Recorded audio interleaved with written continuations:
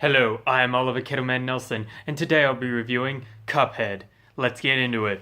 In Cuphead you play as, well, Cuphead, who along with his brother Mugman have lost their souls to the devil and are now forced to work with him and get his soul contracts from various clients. Selling soul contracts? Wouldn't that mean that they were mugging them of their contract?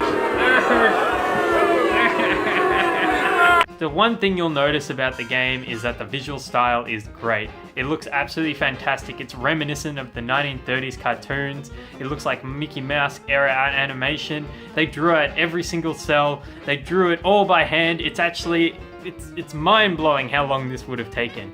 And then you add in the sound where it has the saxophone, the trumpet, and the piano all playing in the background. So you'll be bobbing up and down and wagging your finger as you go along. Controls in Cuphead are very standard when it comes to platforming games, except in this game you can shoot, parry, and dash. Now the shooting, you can shoot in all directions, and you can even change what type of weapon you have, and you can even have another weapon type that you can switch out during the gameplay, which is very interesting. The dashing ability is good for avoiding certain fatal attacks, and then you've got the parrying ability where you can parry anything that's pink, whether it be the bosses themselves or some projectiles that are being thrown at you.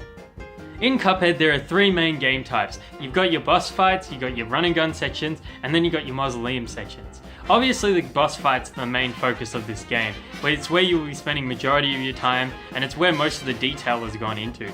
All the boss fights are multi-phase, which means after damaging them to a certain amount, they've changed their strategy and you are forced to adapt.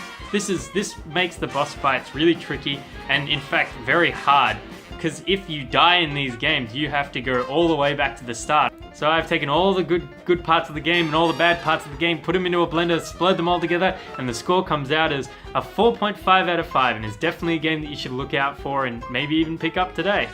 I've been Oliver Kettleman Nelson, signing off.